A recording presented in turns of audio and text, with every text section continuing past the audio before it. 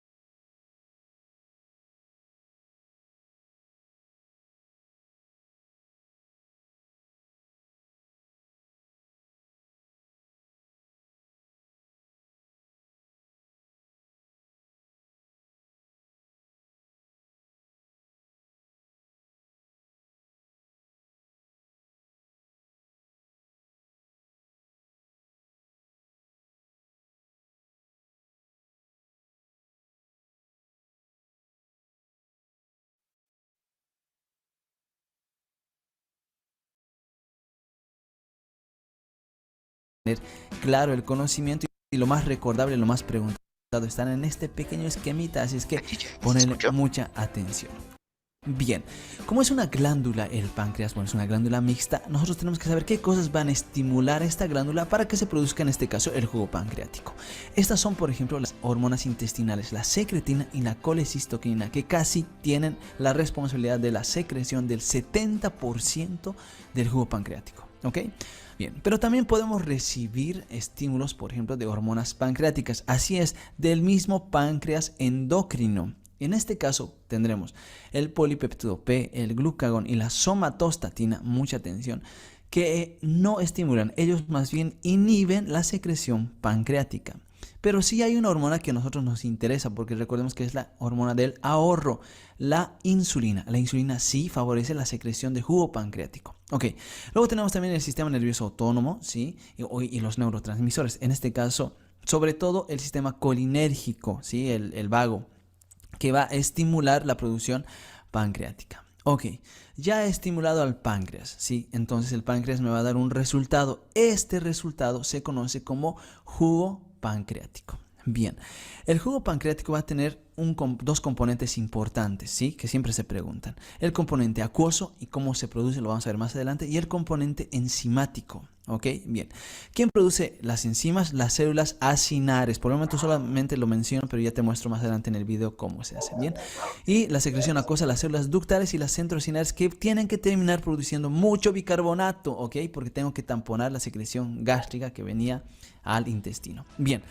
En cambio, la secreción enzimática va a estar dada por las proteasas, por las lipasas y por las amilasas, bueno, que van a degradar todo, ¿ok? Bien, dicho esto, quiero agradecer a toda la gente que me está apoyando en Patreon. Gracias a todos, realmente su apoyo es invaluable para mí y bueno, es un aliento para seguir haciendo este material, puesto que tengo muchos problemas con YouTube. Y bueno, si a ti te sirve este video, te pediría que puedas compartirlo. Ya David, deja de hablar y comienza con el maldito video.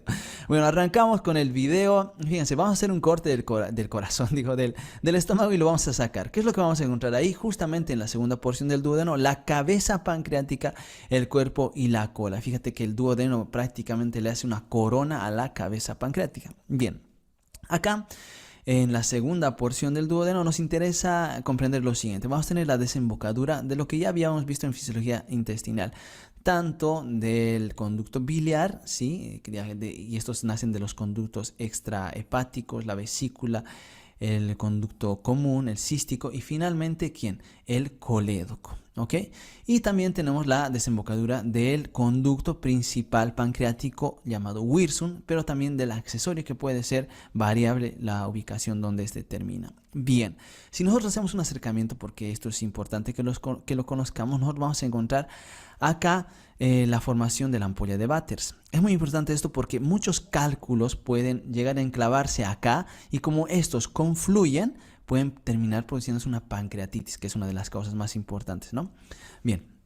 Entonces fíjate que tanto el esfínter de Wirsung como el esfínter de la vía biliar tienen músculo liso dependiente de la pared intestinal. Estos más adelante van a formar la ampolla, el esfínter de la ampolla y finalmente la papila que nosotros vamos a ver. Esto se conoce como ampolla de Batters. Entonces fíjense que la confluencia de estos dos es importante, sobre todo para entender patogenia mucho más adelante. Bien, estos van a ser regulados como cualquier músculo liso por sistema nervioso autónomo y recordemos eso, ¿sí? Bien, ok. Dicho esto, ahora vamos a entender cómo se produce la secreción pancreática. Para entender eso, chicos, nosotros tenemos que tener en la cabeza la siguiente idea. Acá va a haber una interacción entre los acinos, que estamos dibujando ahora, los acinos pancreáticos, con el intestino, porque prácticamente es el intestino quien va a dominar la secreción pancreática, es lo que dijimos al inicio. Ok, entonces, vamos a estudiar a fondo qué son estas estructuras. Acá les lo estoy mostrando, son los acinos pancreáticos que van a terminar en conductillos y finalmente estos otros conductillos en un conducto principal un poco más grande, ¿sí? Bien, esos van a recibir irrigación, como estamos viendo acá, y bueno, obviamente si reciben irrigación puede llegar acá cualquier hormona, cualquier sustancia, cualquier fármaco para modificar sus funciones, ¿ok? Bien, ahora vámonos a la pared, porque fíjense que el intestino gobierna al páncreas, en otras palabras. En la pared intestinal nosotros vamos a encontrar el capilar y fíjate, las células especializadas sobre todo del duodeno. Tenemos la célula I y la célula S. Bien, ¿qué pasa? Al duodeno le llega a ¿qué? Distensión, claro, por los alimentos, acidez por la secreción gástrica y osmolaridad, cambio de la osmolaridad, ¿por qué? Porque llegan sustancias cargadas, o sea, con muchas, hipertónicas al duodeno. Esto es reconocido por receptores del sistema nervioso entérico, pasan la información al vago y nos generan los primeros reflejos duodeno-pancreáticos. ¿Estamos de acuerdo? Bien, estos reflejos van a ser mediados por el vago y van a favorecer la secreción pancreática. Fíjese que acá nosotros ya tenemos que el primer estímulo nervioso, pero además fíjense tenemos esos otros neurotransmisores que pueden intervenir en estos reflejos. Ok, entonces fíjense que el sistema nervioso responde rápido, ¿no? Ahora bien, de la circulación sistémica está viniendo ¿quién? La gastrina que se liberó en las células G del estómago. Como también está viniendo el péptido liberador de gastrina, o sea, hormonas que están viniendo ya de la anterior secreción del estómago, porque ahora ya estamos en el duodeno. Bien, y finalmente tenemos las células I. Las células I reconocen tanto proteínas grasas, hidratos de carbono y la acidez sobre todo, y nos van a dar una respuesta, la producción de colecistoquinina. Aquí hay una importancia, porque fíjate, si la colecistoquinina hace que se liberen enzimas, tiene mucho sentido de que los que estimulen para que se libere colecistoquinina sean justamente proteínas para que se degraden, grasas para que se degraden, hidratos de carbono también para que se degraden. ¿Ok? Bien, en cambio la secretina va a ser mediada sobre todo por estímulos tipo acidez, grasas y sales biliares, pero sobre todo acidez. Entonces la célula S reconoce esto, es como un sensor igual que la célula I, y empieza a liberar secretina. Y la secretina que dijimos al inicio del video, que nos va a ayudar a secretar, que sobre todo la secreción acuosa con bicarbonato. Entonces, muy importante para tamponar esa acidez. Bien, ahora fíjense, vamos a dibujar el islote pancreático porque, claro, esto va a ir a la circulación sistémica. Entonces, llegan acá la circulación, las hormonas intestinales. Y bueno, vamos a tener el islote de Langerhans y vamos a ver cómo ahora estas hormonas van a interaccionar. ¿Ok? Bien. Fíjate que el islote pancreático, como está tan cerca del acino, puede también tener circulación portal. Bien, la colecistoquinina llega a las células acinares y las estimula. La secretina llega a donde dijimos, a las células ductales y las estimula. Y al final tendré que, primero enzimas por una parte en el acino pancreático, y luego tendré el jugo pancreático como tal, ya modificado gracias a los ductos, a las células ductales. Entonces esto se va a conocer como jugo pancreático. Pero ¿cómo se produce al inicio? Recordemos que en el acino esto es muy similar al plasma, ¿sí? Por eso se llama jugo pancreático primario. En cambio, cuando llegamos al conductillo, esto ya se modifica, ¿sí? La secretina se encarga de que las células ductales modifiquen esto y se forma el jugo pancreático secundario. Bien, ahí está lo que les comentaba, la circulación portal. Tenemos hormonas que están muy cerca a los acinos y pueden estimularlos. Pero también por sistémica puede ser, por vía sistémica. Las células alfa producen glucagón, las células beta dopamina, las delta producen somatostatina. Y esto es fácil de recordar, ya los dijimos. La somatostatina inhibe, el glucagón inhibe la producción enzimática. En cambio la insulina, claro, la estimula, porque yo necesito que degradar. ¿Qué necesita la insulina, chicos? Hidratos de carbono, obviamente, entonces necesito que la insulina la estimule. Bien, vamos ahora a la secreción enzimática e hidroelectrolítica. ¿Cómo se produce la secreción hidroelectrolítica? Por las células centrocinares y las células ductales. Bien, ahora nos concentramos entonces en la célula ductal. La célula ductal, fíjense que va a tener un capilar por un lado y vamos a tener ya la célula con su lado basal y también con su lado apical y muchos transportadores. El objetivo final es que yo logre sacar el bicarbonato fuera, ¿no? Bien, para sacar el bicarbonato afuera, yo me puedo valer de este que es un intercambiador aniónico, o sea, intercambia una carga negativa por otra carga negativa, o sea, sale bicarbonato y hace que ingrese de afuera, ¿quién? El cloro. Pero y tú dirás, ¿y de dónde el cloro estaba afuera? ¿Qué hace que esté afuera el cloro? Bien, eso lo vamos a entender en un rato. Primero intentamos de dónde viene el bicarbonato, porque eso es lo más importante que va a salir en la célula ductal. Fíjate que ingresa el dióxido de carbono, el CO2, que se junta con el agua, ¿sí? Gracias a la anhidrasa carbónica vamos a tener resultado lo siguiente: bicarbonato y este que va a ser un protón, un hidrogenión, ¿sí? Bien. Entonces, fíjate, solamente por este proceso de que ingrese el dióxido de carbono ya tengo bicarbonatos. Ok, aparte de eso, fíjense que en el lado basal vamos a tener un transportador tanto de bicarbonato, carga positiva, que ingresa con una carga negativa, o sea, sigue siendo electroneutro, ¿no? ¿Con quién? Con el sodio.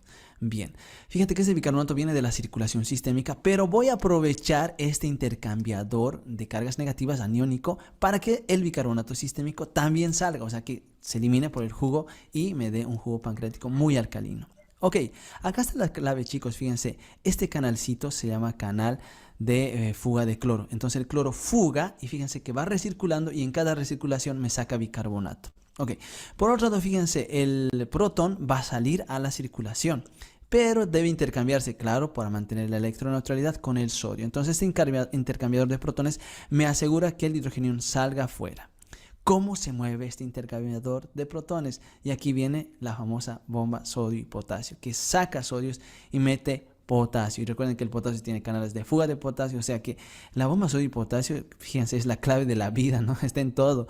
Y bueno, saca potasio y por lo tanto hace que esto funcione y voy sacando hidrogeniones y haciendo que también funcione a larga el bicarbonato. Bien, si tengo cargas negativas fuera, el sodio, carga positiva, sale por vía paracelular juntamente con el agua para, bueno, darnos el equilibrio. Entonces tenemos por fuera que sodio, bicarbonato, agua, ¿sí? Bueno, además acá que no me dio espacio para dibujarlos, las células también pueden terminar secretando potasio y cloro. ¿Ok? Bien, entonces esta es la función de la célula ductal. Ok, ¿quién más hace esto, chicos? ¿Quién más hace esto? Lo hacen las células centroacinares, o sea que están cerca a los acinos pancreáticos. Pero vamos a aprovechar esta imagen para explicar, o sea, las células centroacinares hacen lo mismo, ¿sí? Pero vamos a aprovechar para explicar qué sucede con la secretina, porque dijimos que la secretina es la que juega un papel importante en la producción del jugo alcalino. Bien, primero que nada, tenemos que estas células centroacinares y ductales van a recibir estímulos tanto de acetilcolina y colecistoquinina. Estos activan el calcio mueve, saca vesículas, enzimas, etc. Bien, ahora lo que nos interesa, la secretina. Tenemos el receptor de secretina, ¿sí? Que en un rato más te muestro qué tipo es y todo eso. Llega la secretina acá y le dice, bueno chicos, necesitamos jugo pancreático, así es que a laburar. Esta va a terminar activando el AMP cíclico, muy importante este segundo mensajero, porque este AMP cíclico va a ser lo siguiente. Y entre las funciones más importantes y las que debo resaltar es que facilita este canal de fuga de cloro, o sea, pone muchos canales de fuga de cloro. Entonces, si yo tengo muchos canales de fuga de cloro, seguramente terminaré aumentando la liberación de ¿quién? De bicarbonato, porque voy a hacer que recircule más cloro para sacar más bicarbonato. Entonces, aumento la función del intercambiador aniónico. Asimismo, aumenta la función de la bomba sodio y potasio, por lo tanto, recirculan los átomos y hago que también se elimine los hidrogeniones. ¿Ok? Bien. Muy importante acá que este canal de cloro sí está mediado por el gen CFRT que falta en la enfermedad llamada fibrosis quística, que bueno, cuando hablamos de patología les voy a explicar en qué consiste. Bien, veamos un poco de la secreción pancreática, cómo sucede esto en el tiempo. Fíjate que tenemos acá por un lado los 1000 equivalentes y por el otro lado el tiempo. ¿Qué pasa con el sodio? El sodio siempre se va a mantener, dijimos que es el jugo similar al plasma, entonces en 140. El potasio más o menos entre 4, ¿sí? Se va a mantener constante en el tiempo. Pero fíjense, si yo hago que se libere secretina, miren cómo el bicarbonato aumenta en su secreción y el cloro disminuye, pero sigue siendo un jugo isotónico, ¿ok? Esta es la secreción electrolítica del páncreas. Es muy distinto a lo que sucede, por ejemplo, con la saliva. En la saliva tenemos una secreción sobre todo hipotónica porque se reabsorbe todo menos agua, o sea, no todo, bueno, sodio por lo menos y cloro. ¿Ok? Bien, ¿cómo se produce ahora la secreción enzimática? Veamos la célula acinar. La célula acinar, igual que la célula centroacinar, va a tener influencia de las dos hormonas, tanto colecistoquinina y secretina. Pero en la célula acinar predomina ¿quién? La colecistoquinina. En la célula ductal predomina ¿quién? La secretina. Bien, llega acá a la célula acinar, tenemos el receptor para, por ejemplo, acetilcolina, gastrina y colecistoquinina. Ellos utilizan el receptor de proteína GQ, ¿ok? El GQ, recordemos que hace, estimula, así en palabras claves, activa la fosfolipasa C. La fosfolipasa C nos activa al diacilglicerol y al inositol 3-fosfato, y el inositol 3-fosfato nos termina activando al calcio. ¿Y qué dijimos? Si hay calcio, la célula mueve. En este caso mueve ¿qué? Vesículas, y por lo tanto libero vesículas, o sea, enzimas al espacio acinar. ¿Ok? Bien, y aumento también la producción de enzimas. Ok. ¿Qué pasa con la secretina? La secretina, a diferencia de la colecistoquinina, esta va a utilizar la vía de la proteína GS. Y la proteína GS que activa a la adenilciclasa. La adenilciclasa activa el ATP y el AMP cíclico. ¿Ok? Y el AMP cíclico aumenta la producción y por lo tanto tengo liberación de enzimas. Ok, ahora veamos cómo sucede cómo está compuesto el jugo pancreático. Se colgaba el tipo. Bueno, con la composición del jugo pancreático, fíjense que tenemos acá la desembocadura en la pared intestinal. Y voy a tener que van a salir enzimas y también el componente alcalino. Bien, las enzimas voy a tener de dos tipos, aquellas que son activas y aquellas que son inactivas. Es muy importante que te acuerdes de esto porque es pregunta de examen. Las enzimas inactivas, la que más nos interesa es el tripsinógeno, ¿ok? Por eso lo estoy separando de las demás. Las otras que son enzimas también inactivas son las siguientes. Fíjense, tenemos acá la fosfolipasa, el quimiotripsinógeno, tenemos la proelastasa, el calicreinógeno, la procarboxipeptidasa y A y B. ¿Ok?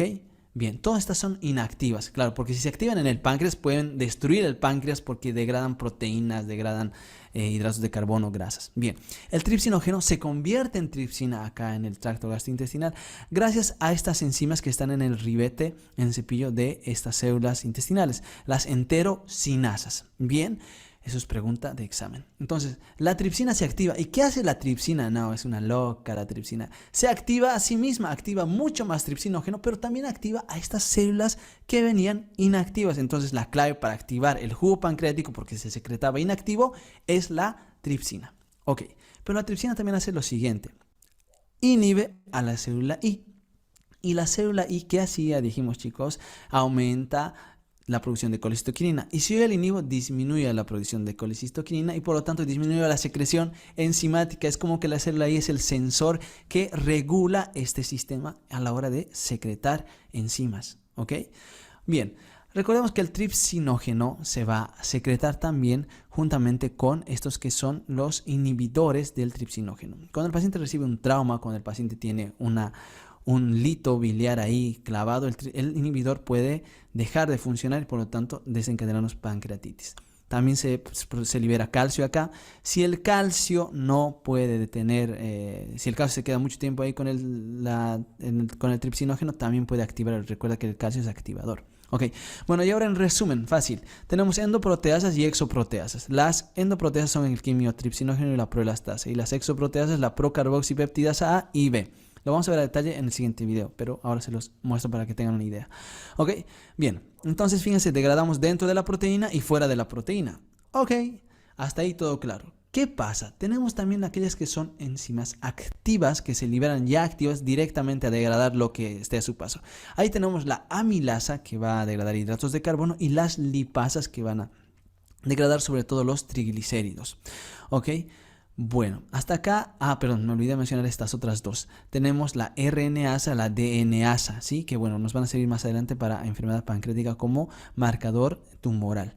Bien, el componente acuoso entonces, ¿qué va a hacer? Simplemente bicarbonato que nos va a dar un pH de 7 a 9, ideal para que estas enzimas funcionen, ¿sí? Entonces tendremos un jugo pancreático incoloro con una densidad de 7, bueno, etcétera. Bien, vámonos ahora a las fases de la secreción pancreática. Dentro de la secreción pancreática vamos a encontrar la fase cefálica, la fase gástrica y la fase intestinal. Recuerda que la fase cefálica y gástrica forman el 20 al 30% de la secreción. ¿Cómo se produce? Tenemos todos estos estímulos que van a ser recolectados por los nervios, por ejemplo, el par 1, el par 2, sí, el par 5, el par 7, que van a darle información a centros superiores y después al vago y le van a decir que aumente la secreción pancreática. ¿Ok? Igual, el alimento que llega a la boca, a la faringe, va a estimular ya por el 9, ¿no? Entonces tengo respuesta vagal.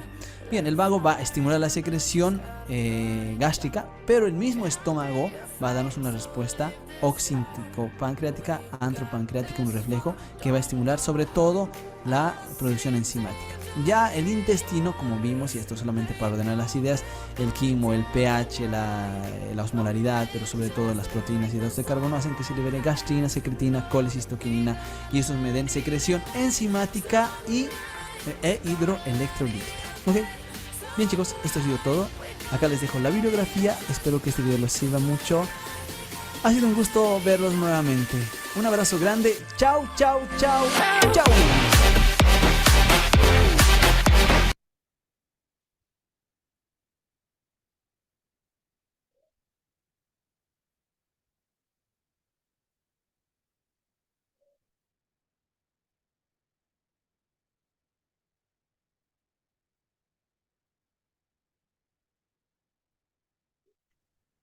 Bien, la verdad es que pues el doctor David lo explica bastante bien, la anatomía y fisiología pancreática, digo, sobre todo esta segunda, en las características exócrinas, ¿no? Recuerden que anatómicamente nosotros en el páncreas, pues bueno, vamos a tener una subdivisión, ¿no? Esta subdivisión que, bueno, va a venir acompañada de una función endocrina, es decir, una función que tiene que ver con hormonas que metabolizan em, la glucosa, por ejemplo, para convertirla en energía, como lo es la insulina, y va a haber otras sustancias como la liberación de enzimas. Bien, las enzimas en este caso van a ser o son catalogadas como una función exócrina y las hormonas son catalogadas como una función endocrina, ¿vale? Entonces, les voy a compartir mi pantalla para que lo tengamos em, visual un poco. Lo que les platico, denme 2 segunditos en lo que carga la presentación que quiero mostrarles. Pero bueno, básicamente es a lo que me refiero. ¿Ok? Entonces, el, el páncreas va a ser fundamental para muchas circunstancias, ¿no? Es decir, el metabolismo en general de nuestro cuerpo, pues el páncreas es una parte fundamental para esto. Y hay muchas causas de la enfermedad que es la pancreatitis que vamos a ver a continuación, pero estas causas también las vamos a clasificar de acuerdo a la etiología, ujú, es decir, el porcentaje de enfermedades que van a generar esta entidad patológica como lo es la pancreatitis. ¿Listo? Entonces, eh, ¿tienen alguna duda, alguna pregunta de lo que nos estaban platicando en el video?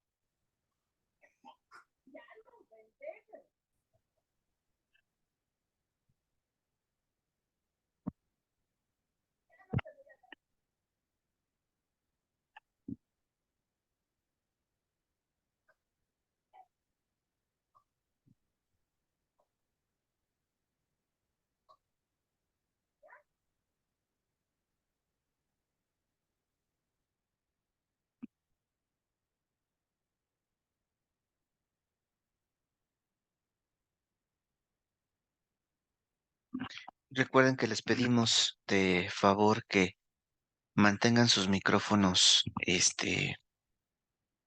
apagados para que, pues bueno, lo que haya a su alrededor no se escuche durante la clase. Recuerden que es grabada también para sus compañeros. Solamente que necesiten participar, pues bueno, adelante. Es bienvenido el comentario, pero si no, pues es importante que mantengamos en silencio nuestros micrófonos.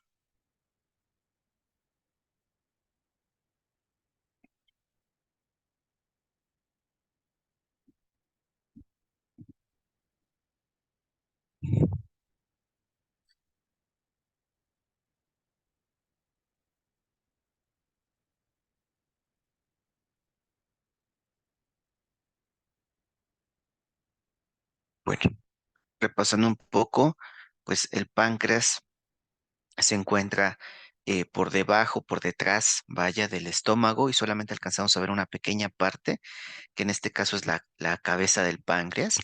Listo, lo que llegamos a visualizar de alguna manera y que es la que justo va a desencadenar esa famosa ampolla de váter que estuvo mencionando el doctor David en la clase de 20 minutitos rápidos de anatomía y fisiología pancreática. Bien, y este páncreas va a medir de 12 a 15 centímetros de longitud, se va a extender en un sentido transversal sobre la pared abdominal, posterior hasta el duodeno, más bien desde el duodeno hasta el vaso por detrás del estómago, es decir, de nuevo la cabeza del páncreas, la cola del páncreas, ¿bien?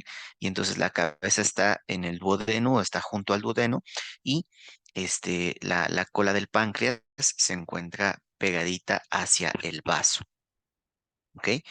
Em, de nuevo es fundamental para que nosotros tengamos un metabolismo correcto en nuestro cuerpo y pues una enfermedad en esta zona nos puede ocasionar muchas complicaciones. El conducto de Wirsung, que es este conducto que se inicia a nivel de la cola del páncreas, es decir, desde la punta, digamos, y recoge la secreción de todos los canalículos intrapancreáticos o canales intrapancreáticos, bien, y van a desembocar cada uno hacia el conducto de Wirsung, y este mismo conducto de Wirsung va a desembocar junto con el colédoco, que es el conducto biliar, en el duodeno a través de la ampolla de Vater. El conducto de Santorini, que es un conducto un poco más pequeño, ¿listo? Este conducto de Santorini se origina pues a partir del conducto pancreático principal y se extiende desde la cabeza del páncreas hasta el duodeno. Es decir, em, el conducto de Wirsung es el que se va a encargar de la cola y el cuerpo del páncreas, ¿listo? Y el conducto de Santorini o conducto pancreático accesorio se va a encargar de la cabeza del páncreas, ¿no? Para esta recolección del jugo pancreático y que lo pueda llevar hacia los acinos pancreáticos. Esto, pues bueno, ya no voy a meterme mucho en este tema, solamente repasar y recuerden que el jugo pancreático, pues bueno, es una secreción que es rica en bicarbonato y rica en algunas enzimas. ¿Listo? Como la amilasa, lipasa, tripsina, carboxipeptidasas nucleasas, quimiotripsina y algunas otras que se mencionaron en el video. ¿Listo? Y que, bueno, van a desencadenar en el duodeno para el proceso de la digestión, para terminar la digestión. Esta otra situación es la función del páncreas de manera endocrina, donde pues bueno, nada más vamos a retomar un poco que esta parte endocrina pues es en los islotes de Langerhans, en los cuales se libera insulina, glucagón y somatostatina para regular la glicemia capilar o la glicemia, ¿no? En general. Bien, y pues bueno, la insulina se libera por medio de las células beta pancreáticas, el glucagón por las células alfa y la somatostatina por las células delta. Ujú. La insulina va a facilitar la captación de glucosa y disminuir la glicemia, ¿no? La glucosa en sangre para que entre a las células y cumpla su función de energía o para producir energía. El glucagón, bien, que va a estar producido en las células alfa, va a aumentar la glicemia, incluso se va a producir y se va a ir a almacenar al hígado. ¿Listo? El glucagón. Y después en el hígado se va a liberar y se va a activar por un proceso que se llama glucogenólisis y glucólisis. ¿Listo? Y entonces se va a convertir en glucosa y pues obviamente va a aumentar la glicemia capilar. Y la somatostatina va a inhibir la producción de la hormona del crecimiento, pero también la producción de la insulina, el glucagón y de la propia somatostatina. Bien. Eh, Y como definición, pues ya propiamente la pancreatitis es una enfermedad inflamatoria aguda del páncreas con un curso clínico variable, bien, que puede ser una pancreatitis intersticial edematosa o una pancreatitis necrotizante como las máximas complicaciones que pudiera tener esta enfermedad, ¿ok?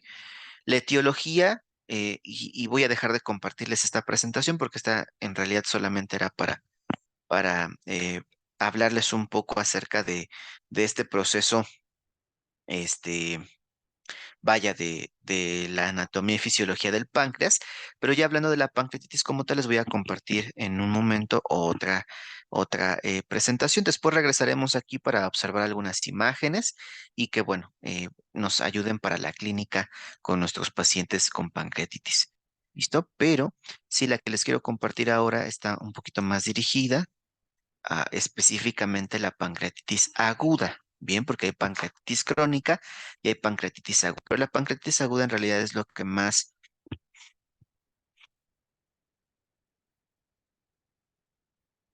la que más va a afectar a nuestros eh, pacientes, ¿no? En cuestión de pancreatitis como tal. Pues bueno, lo vamos a compartir.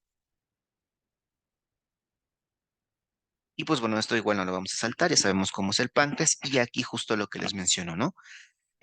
La pancreatitis viene con este sufijo, bien, que es itis, que significa inflamación, ¿no? Que etimológicamente hablando viene del el sufijo griego itis, que significa inflamación también, ¿ok? Es decir, ese sufijo en etimológicamente y como definición, pues bueno, lo vamos a entender como inflamación. Es un proceso inflamatorio agudo del páncreas que frecuentemente involucra el tejido peripancreático y puede involucrar órganos y sistemas distantes. ¿Listo? Eh, Además de que la pancreatitis aguda se caracteriza por un dolor abdominal de inicio súbito asociado también a un aumento de los niveles de enzimas pancreáticas digestivas en la sangre o en la orina. Bien, y la alteración en la estructura pancreática secundaria a un proceso inflamatorio. Esta estructura se restablece completamente una vez que ha pasado el ataque agudo.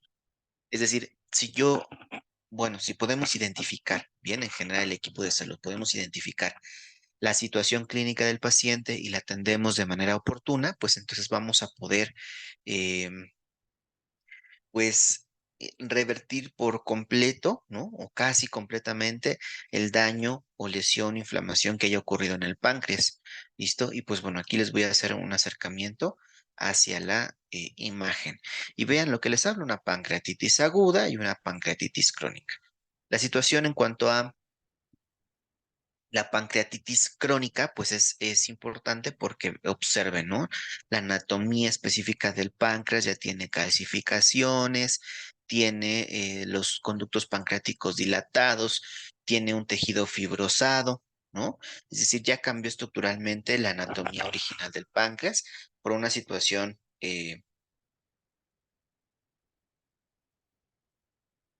por una situación crónica, una enfermedad crónico-degenerativa, algún proceso infeccioso, algún proceso autoinmunológico, múltiples factores que pueden ocasionar una pancreatitis crónica. Sin embargo, pues en realidad, las descompensaciones no van a ser tan graves, digo, cada vez irán aumentando, pero no tan graves como para que en un inicio el paciente con una descompensación de pancreatitis crónica vaya a una terapia intensiva, ¿no? En un servicio de medicina interna se puede tratar bastante bien sin ningún problema. Pero en cambio, la pancreatitis aguda sí requiere de una atención especializada. ¿Por qué? Porque esta pancreatitis aguda puede ser por una inflamación directa del tejido pancreático, puede ser por un bloqueo en el conducto, en el conducto pancreático y biliar, ¿no? El famoso colédoco que le llamamos nosotros, ¿listo? Y que puede haber un bloqueo en esta zona en donde también está bloqueando a los jugos pancreáticos y esto genera un proceso de inflamación. ¿Por qué? Porque las enzimas pancreáticas, como bien lo platicó el doctor David en la clase que les proporcioné al inicio, pues bueno, se van a quedar dentro de los acinos pancreáticos, que es el lugar donde se producen. ¿Listo? Y esto va a ocasionar que, pues bueno, el páncreas comience a tener una digestión, una autodigestión, proporcionando más inflamación y por lo tanto, pues un mal pronóstico para este paciente, al menos en este momento. ¿Listo? Además, tenemos como principal etiología, y ahorita lo estaremos platicando, pues a la litiasis biliar. Bien, esa es la principal etiología de la pancreatitis aguda y lo vamos a visualizar más adelante. Vamos a dar una tercera y última definición, esta de la Revista Española de Enfermedades Digestivas. Bien, es una inflamación brusca del páncreas provocada por la activación dentro de él de las enzimas que produce para la digestión. Casos graves, parte del páncreas se destruye en un proceso que se llama necrosis, que produce una reacción inflamatoria generalizada que puede afectar a otros órganos como el hígado, el estómago y el duodeno, ¿no? Que es la primera porción de nuestro intestino delgado. Entonces, no solamente se va a dañar el páncreas, sino también otra parte de nuestro sistema digestivo, que también es muy necesario para poder llevar a cabo una adecuada digestión. Bien. Estas ya no las vamos a saltar, ¿no? Ya hablamos de tres definiciones de pancreatitis sin problema. Ya hemos visto cómo es que se va a producir, ¿no? Por estos enzimas pancreáticas que van a estar alojadas por un proceso inflamatorio, un proceso obstructivo, un proceso de infección, ¿listo? Y tenemos que entender, perdón, que en epidemiología en nuestro país, vean, esta gráfica es del 2012. El 67% de los casos, este, le dábamos al origen biliar, ¿no? En la actualidad hemos disminuido ligeramente este porcentaje y es 60%. 60% de las pancreatitis agudas son de origen biliar. Bien, 20% restante que lamentablemente allí aumentó, ¿no? Del 16 hasta el 20% de origen alcohólico. ¿Listo? Y el 20% restante en la actualidad pues se va a dividir entre la hipertrigliceridemia, la indeterminada, la pancreatitis post-CEPRE, ¿no? Pues el procedimiento del retiro de obstrucciones a nivel del colédoco, del tracto biliar común, bien, y que bueno, además de eso, hay picaduras de escorpión, fármacos que también van a poder causar pancreatitis. ¿Listo? Entonces, hay un 20% que se divide en aproximadamente 20 causas, cada una con un porcentaje distinto, pero que van a dar el porcentaje de 20% en total, 20% por alcohol y 60% de origen biliar, vaya. ¿Listo? Entonces, esto es en el 2012 los datos que les estoy diciendo, ¿no? O sea, lo que están viendo en pantalla es 2012, lo que les estoy mencionando, pues es, no sé, del año pasado, hace 2 años por mucho, la actualización que se tuvo, ¿no? Donde sí mejora esta parte del origen biliar, pero aumenta la parte de la congestión, bueno, la congestión, no, el daño por consumo de alcohol. ¿Listo? El trastorno gastrointestinal agudo más importante a nivel mundial es la pancreatitis y la incidencia de pancreatitis aguda ha aumentado en los últimos 10 años debido a una alta prevalencia de la obesidad, consumo de alcohol y colelitiasis. La incidencia de 20 a 80 casos por cada 100,000 personas y varía según el país. De nuevo vean este reporte que dice, en el 2011 la incidencia en Estados Unidos fue de 30 a 40 casos por cada 100,000 personas. En Japón fue de 50 casos por cada 100,000 personas.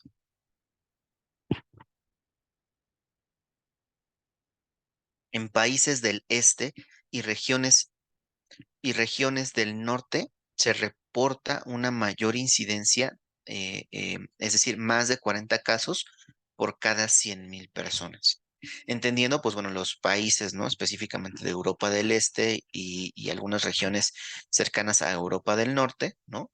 Donde los países son muy pequeños y la población también es muy reducida, pues 40 casos por 100,000 habitantes es bastante alarmante, ¿no? Como siempre, pues en México no tenemos los datos exactos, sin embargo, sabemos que de las causas, ¿no? Por ejemplo, este estudio que ustedes ven aquí de nuevo del 2012, que se realiza, que dice las características clínicas de la pancreatitis aguda en México, ¿listo? Que pues bueno, básicamente lo hace la revista Gastroenterológica de México en el 2012. Bien, toma como estudio 605 pacientes de edad promedio de 40 años, es decir, supongamos, entre 30 y 50 años de edad. Bien, con una edad promedio de 40 años. Y de esos 605 pacientes, este fue el resultado, ¿no? Del origen de su pancreatitis. Entonces, es importante que lo tengamos en cuenta. Por eso les digo, como tal, no hay un indicio que nos diga que por cada 100,000 habitantes en nuestro país, pues hay tantos casos de pancreatitis o no. Bien. Además, Pues bueno, hay que entender que afecta más a pacientes o a personas, vaya, de 30 a 70 años de edad. Es decir, entre más grandes seamos, pues más nos va a afectar. Y se estima que ocurren de 10 a 40 casos por cada 100,000 habitantes por año a nivel mundial, ¿no? Entonces, de 10 a 40 casos por cada 100,000 habitantes por año a nivel mundial es un número también bastante importante. ¿Listo? En Estados Unidos se dan 275,000 hospitalizaciones al año por pancreatitis aguda, lo cual también es un número bastante importante, ¿no? Un poco más este, de una cuarta parte, ¿no? De 1 millón, ¿no? De personas, poco más de una cuarta parte de millón. En México, en un estudio publicado, vean, nos retrocedemos un poco porque no hay información tan actual. En 2004 se identificó la pancreatitis biliar como la causa en 51%.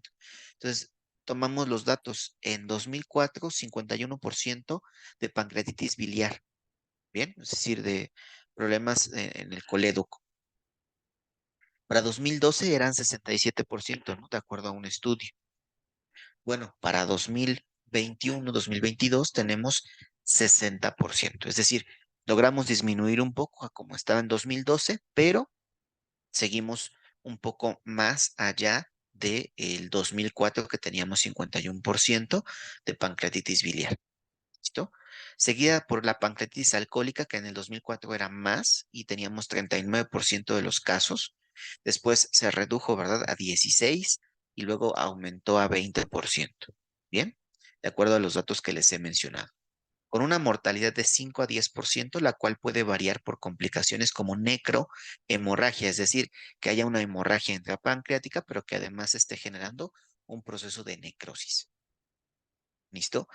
La mortalidad va del 5 al 10% y puede aumentar hasta 35% o más si existen complicaciones de la pancreatitis o si estamos en esta última situación que es la necrohemorrágica, ¿no? La pancreatitis necrohemorrágica, pues la mortalidad aumenta hasta el 50%.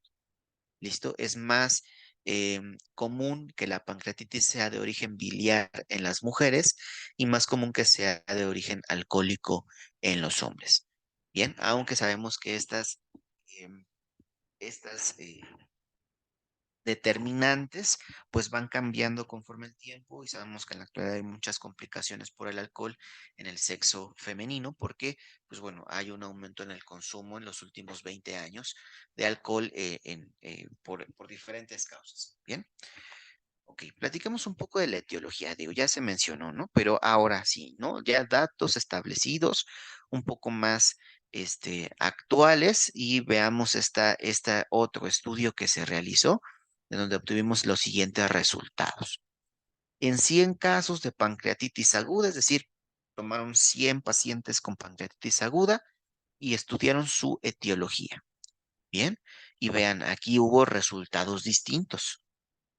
La principal causa sigue siendo la biliar, ¿no?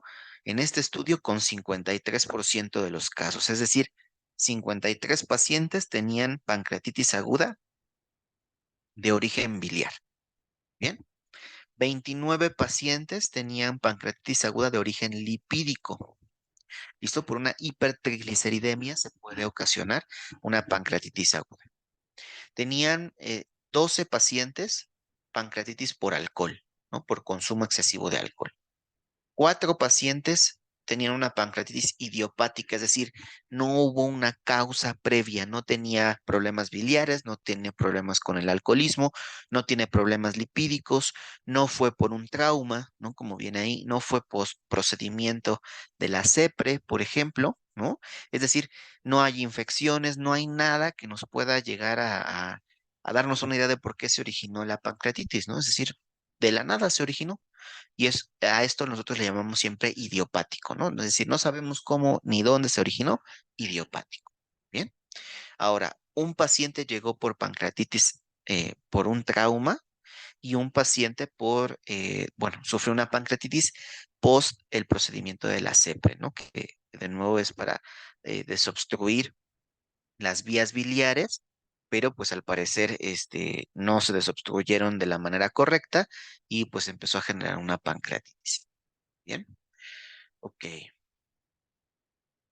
los cálculos biliares, como les decíamos, va a ser la causa más importante. Todos los valores específicos que les hemos mencionado vienen con la principal causa biliar, ¿verdad? Y entonces la formación de estos cálculos, de estos litos biliares dentro de la vesícula y que van a ir viajando por el conducto biliar común y después por el colédoco, pues bueno, van a tener problemas, ¿no? Porque los litos pueden ser muy pequeñitos e incluso pasar la ampolla de váter y que los eliminemos en las heces, o puede ser que los litos sean bastante grandes y se vayan atorando. De nuevo, si se atora, digamos, en el conducto biliar común, pues el problema solamente va a ser la colelitiasis, ¿no? Por ejemplo. Pero si estos litos se atoran, se quedan atrapados en el colédoco, pues hay que ver a qué altura del colédoco, ¿no? Porque si el colédoco se obstruye aquí arribita, pues de nuevo igual no hay problema, ¿no? Es decir, va a ser sencillo tratar la enfermedad con la CEPRE probablemente y una muy buena CEPRE, pues va a evitar que dañemos el páncreas. Pero ¿qué pasa si es como en esta imagen, ¿no? Es decir, estos cálculos, estos litos que usualmente están calcificados, ¿no? Pues van a venir en diferentes tamaños, pero el problema es que se van a empezar a alojar en esta parte final del colédoco que se une con el conducto pancreático común, ¿bien? Y que al unirse con este conducto pancreático común, pues aquí sí se alojan los litos, lo van a obstruir, ¿no? Es decir, van a obstruir las dos situaciones. Si el paciente va a venir con problemas biliares, ¿no? Probablemente con la sintomatología del problema biliar, pero también va a venir acompañado de datos específicos a nivel pancreático y es lo que vamos a estar vigilando. ¿Listo? Voy a apagar un poquito mi cámara porque siento que se traba un poquito en la imagen y eso puede repercutir en el audio. Bien, bueno, esto es lo que puede llegar a suceder, ¿no? En cuestiones meramente biliares. Por el alcohol, ¿no? Que es la segunda causa, causa principal de la pancreatitis, pues nosotros tenemos la posibilidad de metabolizar el alcohol, ¿no? O estos metabolitos del alcohol van a ser metabolizados, vaya, en el páncreas. El problema es que si es un consumo excesivo de alcohol, estos metabolitos se van a convertir en tóxicos, ¿bien? Y pues van a inhibir efectos que predisponen a las células a lesiones autodigestivas y predisponen al páncreas a necrosis, inflamación y muerte celular. Es decir, una congestión alcohólica me va a llevar a probablemente desarrollar una pancreatitis aguda por el alcohol porque van a dañar la forma de metabolizar algunas sustancias de las células pancreáticas y se van a empezar a autodigerir. Bien, aumenta la formación de tapones proteicos dentro de los conductos pancreáticos, aumentando la viscosidad de las secreciones pancreáticas, es decir, el jugo pancreático se va a volver más viscoso, más espeso. ¿Listo? Y esto va a empezar a ocasionar una obstrucción, porque si recuerdan ¿cómo se produce? Pues requiere, por ejemplo, de bicarbonato, requiere de calcio para que funcione la célula, requiere de potasio, requiere de cloro, y esto puede ocasionar que se vuelva muy viscoso, muy espeso el líquido pancreático, generando mucho más problema poderlo expulsar, ¿verdad? De este conducto pancreático común o conducto de Wilson. ¿Listo? Básicamente eso es lo que pasa en la pancreatitis por el alcohol y pues ya las otras causas de nuevo puede ser por una isquemia pancreática porque hubo una trombosis y esto está afectando al paciente, puede ser por un traumatismo abdominal grave y severo, ¿listo? Puede ser por el procedimiento de la CEPRE, ¿bien? Puede ser por genética, ¿ok? Es decir, que el paciente nazca con algún problema genético que condicione a una respuesta inflamatoria sistémica o que condicione a una respuesta autoinmunológica, listo, que termine atacando al páncreas. Puede ser por una fibrosis quística, ¿ok? Puede ser por el uso de ciertos medicamentos, ¿no? AINES, por ejemplo, en su gran mayoría, y también algunas infecciones virales, incluyendo el COVID-19, que también puede ser una de las principales causas en cuanto a este rango o este rubro de infecciones que pudiera llegar a ocasionar una pancreatitis. Recuerden que ese virus llegó a maximizar todas las enfermedades que tuviéramos presentes en ese momento. Básicamente, pues las está elevando, ¿no? Todo lo que es relacionado a ellas. Y vamos a hablar un poco de la fisiopatología, ¿no? Recuerden que el páncreas tiene dos roles, ¿no? De nuevo, el rol endocrino, que es esta parte de las células alfa, beta y delta en los islotes de Langerhans, ¿bien? Y que cada una de estas células se va a diferenciar de otras para poder liberar ciertas sustancias, de las que más vamos a tener en estos islotes de Langerhans con el 50%, 60% de las células de los islotes de Langerhans son las células beta, las que producen insulina, y el restante 40% se divide entre las células alfa y las células delta. Recuerden que las alfa producen glucagón, bien, y las delta producen la somatostatina. Entonces es importante nada más recordar esta parte del rol endocrino del páncreas.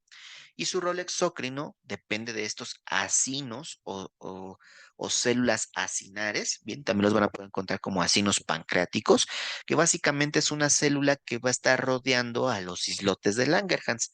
O bueno, son muchas células, son muchos grupos de células, ¿no? Por eso se llaman acinos pancreáticos, que un acino pancreático está compuesto por muchas células acinares. Y todas estas van a rodear a los islotes de sí, a los islotes de Langerhans, ¿bien? Y van a producir todas las enzimas digestivas que van a llegar hasta el duodeno para completar el proceso del metabolismo celular. Bien, de nuevo, es importante que tengamos en cuenta que este rol exócrino es el que se va a ver alterado en primera instancia en el páncreas en una enfermedad de pancreatitis. Bien, después tendremos como consecuencia que el rol endocrino, porque el páncreas está inflamado y no está funcionando bien, tenga alteraciones. Pero la principal causa de que se desarrolle la pancreatitis es por este rol exócrino que tuvo una alteración primaria. Y vamos a ver unas imagencitas.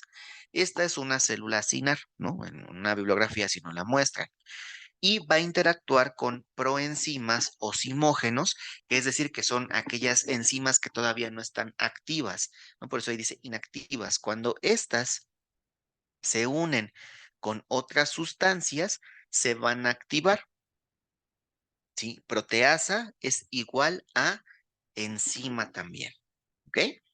Es una, es una proteína que activa a otra proteína. Eso es una proteasa. ¿Bien?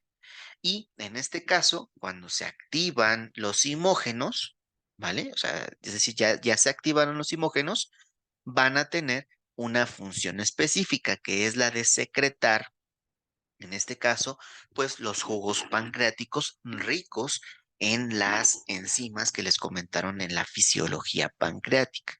Bien, pasa, se activa, aparece un gránulo de simógeno, bien, es decir, porque aparece como una cápsula que va a proteger como tal a este simógeno y que esa cápsula va a estar dándole, pues cabida a que el simógeno empiece a producir y liberar ciertas sustancias y que venga acompañado de los jugos pancreáticos. ¿Listo? Y pueda circular, digamos, por ese conducto de Wirsung y por ese conducto de Santorini, que van a desembocar, dijimos, en el conducto pancreático común y que van a terminar en la ampolla de Butler. ¿Bien? Vean, ahí le ponemos que esas líneas, la cápsula va a ser un inhibidor de las proteasas para que después, pues, este simógeno no sea metabolizado antes de tiempo. Bien, entonces el simógeno, cuando dijimos que viene por el conducto pancreático de Wirsung y el conducto pancreático de Santorini, ¿listo? Y se unen en el conducto pancreático común y después con el conducto biliar común hacia la ampolla de Vater, que es este orificio chiquitito que viene aquí en la imagen, ¿listo?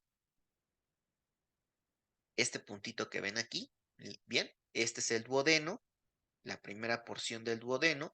Acá arriba tenemos al estómago, bien, esta parte que se ve aquí medio transparente es el estómago, listo, y aquí tenemos, se me acaba de ir la palabra,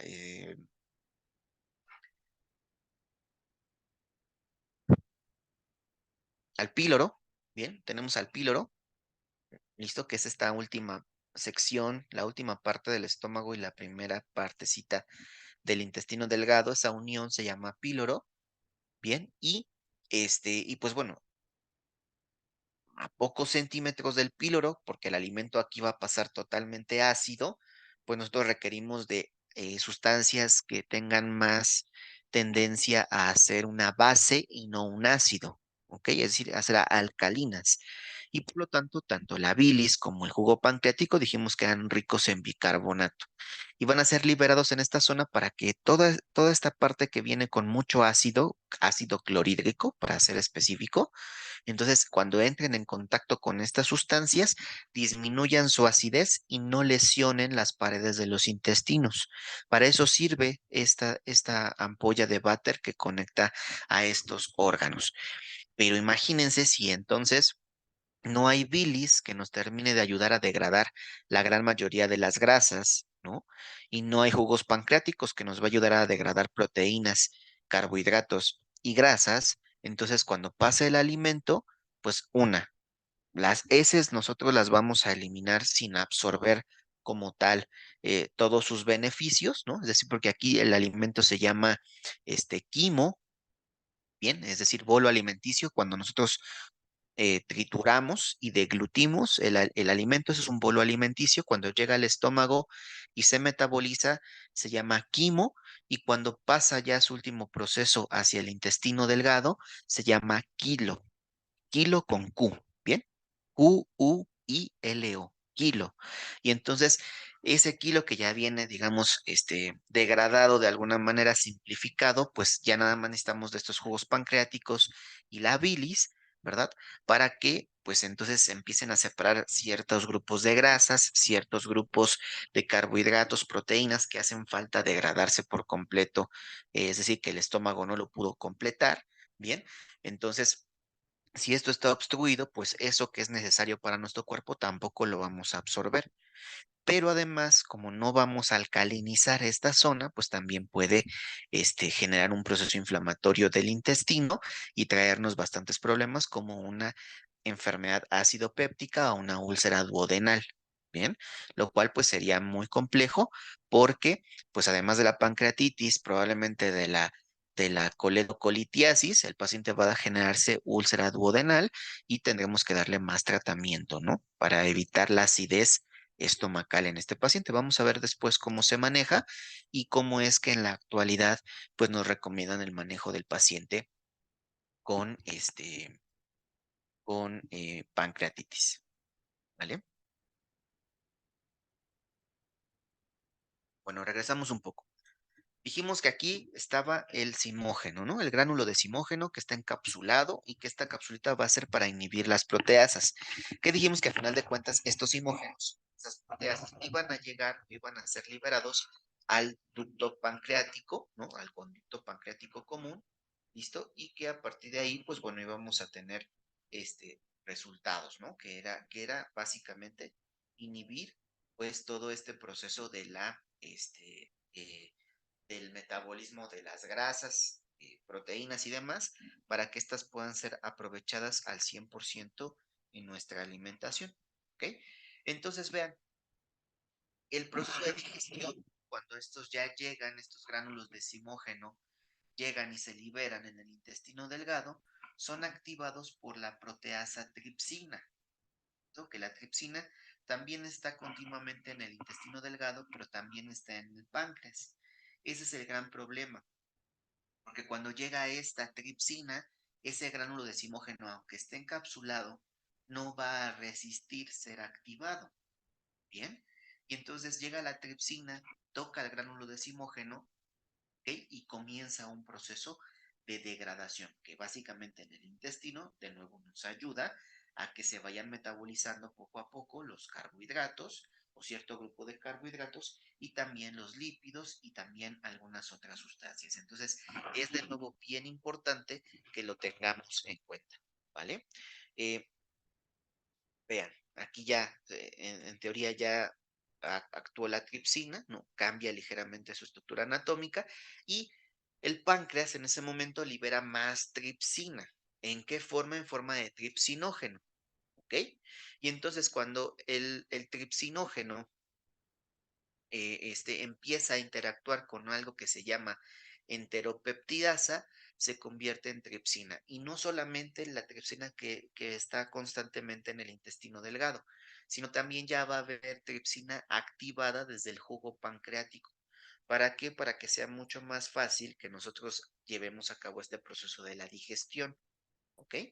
Entonces, si esto se libera en exceso, pues entonces va a llegar, ¿no? Al intestino delgado y y va a llegar al intestino delgado, esta la repetí, una disculpa, bien, y van a empezar a actuar. Bien, entonces, en resumen, el páncreas se protege de la siguiente forma, es decir, esto es una situación normal, bien, eso pasa siempre que comemos. El páncreas se protege de la siguiente forma. Las enzimas están almacenadas en gránulos de simógeno, ¿ok? En gránulos de simógeno, las enzimas se secretan en forma inactiva, ¿listo? ¿Por qué? Pues estas primero tienen que activarse o llegar al sitio anatómico específico para que cumplan su función de primera instancia. Y si estas cumplen su función de primera instancia, entonces después en el propio páncreas se van a empezar a liberar otras sustancias para que desde el propio páncreas, en ese conducto de Wilson y en ese conducto de Santorini, ya venga el jugo pancreático totalmente activado. ¿Ok? Y entonces vean, la enzima que activa los simógenos se encuentra fuera del páncreas, que es la famosa enteropeptidasa duodenal. Pues su nombre lo dice, no está en el duodeno. Y entero, pues se refiere a este intestino. ¿Listo? Las células acinares producen inhibidores de la tripsina como la serina proteasa inhibidor casal tipo 1, que la van a encontrar como SPINK1, que básicamente es este nombre, ¿no? Este inhibidor de la tripsina, pues va a estar allí en esta cápsula del acino para que antes de que llegue este, pues básicamente al intestino delgado no se active la tripsina, ¿no? Es decir, el simógeno más bien, el simógeno no se active y comience todo este proceso de degradación. ¿Por qué? Porque si lo hace de nuevo en el páncreas en grandes cantidades, el páncreas solito se va a empezar a digerir. Es decir, estas sustancias van a empezar a autodigerir a su propio páncreas. ¿Ok? Y entonces el gradiente de presión favorece siempre el jugo pancreático hacia el duodeno, porque además, si tú recuerdas la anatomía, y me voy a regresar un poco, si tú recuerdas la anatomía del páncreas, aquí está la cabeza y hacia arriba en diagonal está la cola. Entonces, básicamente por un gradiente, este, pues sí, de gravedad, ¿no? Y de flujo y de presión, pues se mueve el jugo pancreático. El problema es cuando dijimos que se vuelve muy espeso, ¿no? Muy viscoso. Ahí le va a costar un poco de trabajo empezar a movilizar, digamos, este jugo pancreático de un lado a otro. ¿Listo?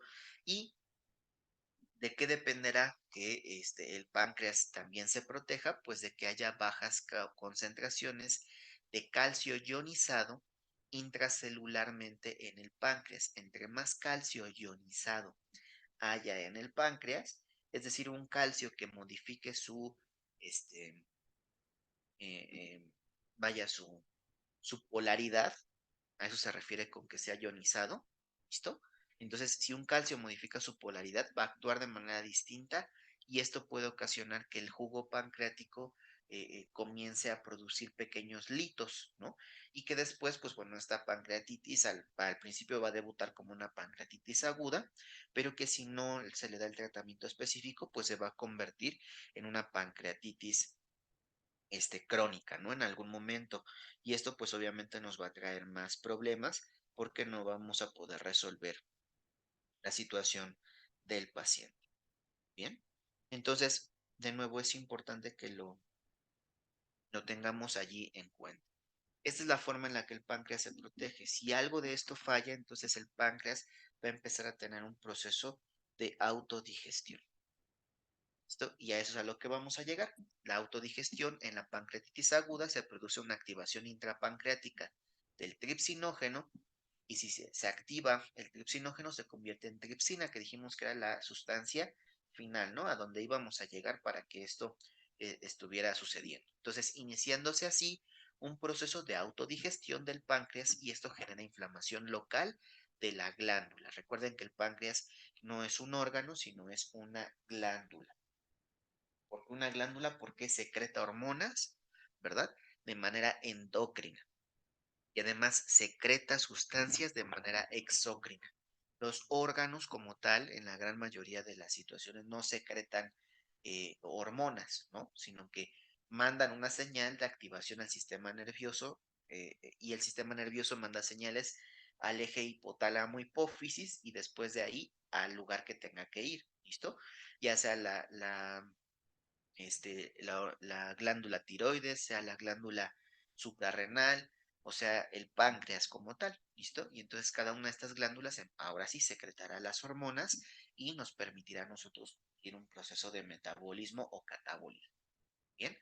Y bueno, lo del alcohol, pues hay un aumento de la secreción de zimógenos, ¿bien? Por las células acinares, ¿listo? Y hay una reducción de la producción de bicarbonato de las células epiteliales del duodeno. Entonces, ese es el gran problema, que hay muchos simógenos cuando consumimos alcohol en demasía, hay muchos simógenos y hay disminución de bicarbonato, lo cual va a producir que los simógenos tengan que utilizar otra sustancia para comenzar la activación de la tripsina al tripsinógeno, que esto vaya en grandes cantidades y que el bicarbonato no nos ayude pues para absolutamente nada. Bien, esto condicionando a que haya un aumento de la digestión o una inflamación, de nuevo, como todo lo que hemos platicado, y que nos ocasione pues una pancreatitis. Bien, entonces el alcohol lo que va a condicionar específicamente es un tapón, una obstrucción, vaya, en el conducto de Wirsung, que es todo este conducto que dijimos que va desde el cuerpo hasta la cola del páncreas. Bien, y entonces este tapón puede bloquear el conducto de Wirsung y pues ya no permitir, ¿no? Aunque el conducto de Santorini esté funcionando bien, ¿listo? Es una muy pequeña porción a comparación del conducto de Wirsung, que básicamente pues es mucho más grande, ¿listo? Entonces esto es lo que nos puede ocasionar realmente un problema en el consumo del alcohol. Esta obstrucción pues va a disminuir el flujo de este líquido pancreático y al mismo tiempo entre más se acumule en los acinos pancreáticos, más viscoso se va a hacer. Esto va a terminar condicionando todo lo que hemos platicado. ¿Ok? Entonces es importante que lo tengamos ahí en cuenta porque no todas las ocasiones, pues bueno, el páncreas de nuevo la pancreatitis, perdón, es de origen biliar y no todas las ocasiones es de origen alcohólico. Siempre hay que tener en cuenta todas las posibilidades. Bien, entonces, bueno, eso es básicamente, ¿no? A nivel celular, el tripsinógeno entra en contacto con las enzimas digestivas del lisosoma, en este caso, pues de las células, ¿bien? Y se activa como tal la tripsina, es decir, se libera de alguna manera el gránulo de zimógeno, es decir, esta cápsula, adentro viene el tripsinógeno, cuando entra en contacto con estas enzimas digestivas, se revienta, digamos, la burbuja y se activa como tal la tripsina, a lo cual, pues bueno, va a activar la autodigestión en este momento si está en el páncreas. La coleritiasis, pues bueno, ya todos sabemos que estos son litos que se van a encontrar, usualmente son pequeños, ¿no? En la gran mayoría, pero puede haber que alguno sea bastante grande que pueda obstruir este conducto biliar común, el conducto pancreático o incluso el colédoco, ¿no? Que básicamente es esta unión, esta parte en donde se une el jugo pancreático y el conducto biliar. Bien, entonces es importante que lo tengamos pues en cuenta porque este bloqueo es el que nos puede causar las mismas situaciones, ¿no? Es decir, al principio se va a bloquear, no va a pasar ni la bilis ni el jugo pancreático y de nuevo los acinos pancreáticos, que son digamos estas ramitas que vemos hasta el final, listo, se van a empezar a congestionar, y se van a empezar a activar de alguna manera para tratar de liberarse. y se va a ocasionar una autodigestión pancreática en ese momento, lo cual va a generar la inflamación y toda la sintomatología de nuestro paciente. Este bloqueo usualmente es en el conducto de Oddi, bien, que es básicamente esa unión entre el colédoco y el conducto pancreático, ¿listo? Y que genera un reflujo y previene el reflujo, ¿no? En este caso del intestino. Lo regula y lo previene, ¿no? Perdón, del intestino delgado, es decir, del quimo-quilo, ¿listo? Que es este producto alimenticio que ya ha sido modificado químicamente.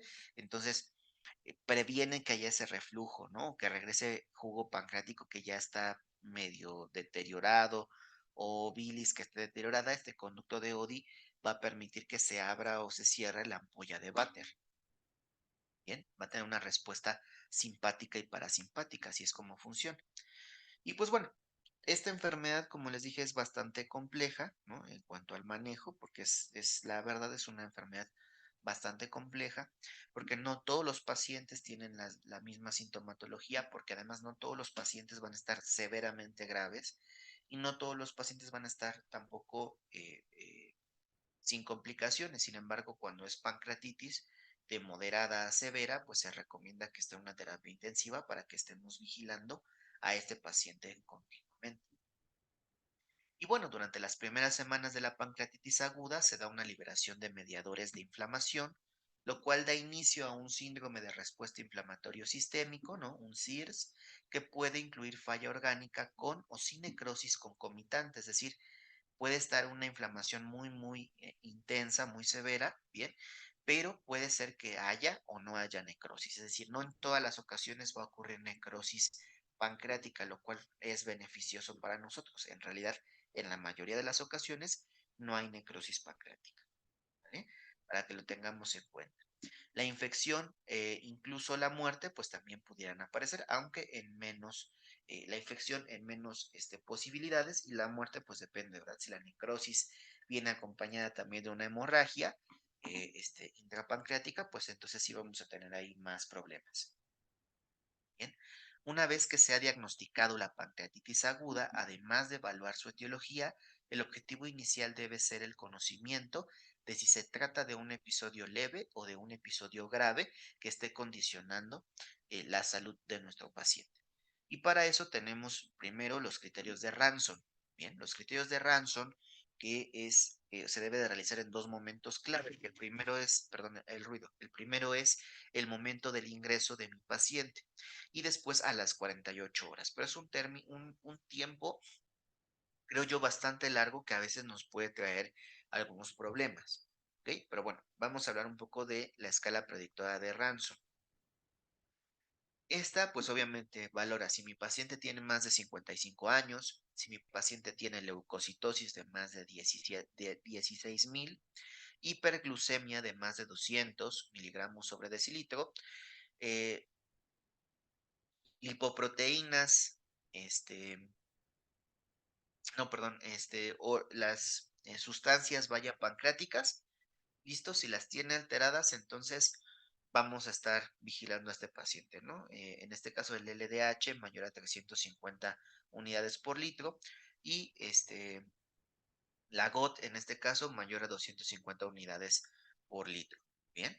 Y después a las 48 horas, con estos criterios yo ya sospecho, ¿no? En este caso de la pancreatitis, si hay que tratar a mi paciente específico, y a las 48 horas yo debo de continuar mi valoración de Ransom. ¿Y qué debo de encontrar básicamente? Pues un hematocrito mayor al 10%, un secuestro de volumen mayor a 6 litros, un déficit de bases de más de 4 miliequivalentes por litro en una gasometría arterial, bien, calcio menor a 8 miligramos sobre decilitro, presión arterial de oxígeno menor a 60 milímetros de mercurio o un aumento del BUN mayor a 5 miligramos sobre decilitro. Como de nuevo, y lo dice aquí el título de la diapositiva, es una escala predictora, es decir, entre más situaciones mi paciente de estas presente, más grave es la enfermedad que tiene. ¿Listo? Pero de nuevo me tengo que esperar 48 horas para ver si está pasando algo. Entonces, es una escala predictora muy buena en su momento, pero en la actualidad, pues nosotros preferimos que se valore de una manera distinta. Ahorita lo vamos a platicar. Ahora, en esta escala de los criterios de Ranson, si el paciente cumple con tres o más criterios, se considera que tiene mayor riesgo a desarrollar una pancreatitis aguda grave. Bien, tenemos la clasificación por gravedad. Bien, y esta es la famosa escala de Atlanta. Bien, de Atlanta en el año 2013. Hay quienes dicen que es 2012, hay quienes dicen 2013. Bueno, en esos, a finales del 2012, principios del 2013, se publica esta escala de Atlanta, totalmente verificada, y nos habla de cómo clasificar a la pancreatitis leve, moderadamente grave y grave. Bien. Y entonces, ¿qué nos dice? Bueno, una pancreatitis leve es donde no hay un fallo orgánico, es decir, está la inflamación del páncreas, sí, pero no hay falla orgánica múltiple. Tampoco hay complicaciones locales o sistémicas, es decir, este paciente no tiene compromiso hemodinámico, pero sí tiene, pues obviamente, el dolor, las náuseas, vómitos, ¿no? Todo esto que conlleva una pancreatitis. Si en este momento el paciente pues tiene esa sintomatología, habrá que tratarla, habrá que modificar la alimentación y habrá que hacerle un estudio de imagen, ¿no? Pues para determinar cuál es la causa. Porque si fuera una causa, este, biliar, pues hay que tratar la causa biliar lo antes posible, ¿no? En este paciente con una pancreatitis leve, yo puedo tratar la causa biliar de inmediato, ¿no? O sea, para evitarle más complicaciones.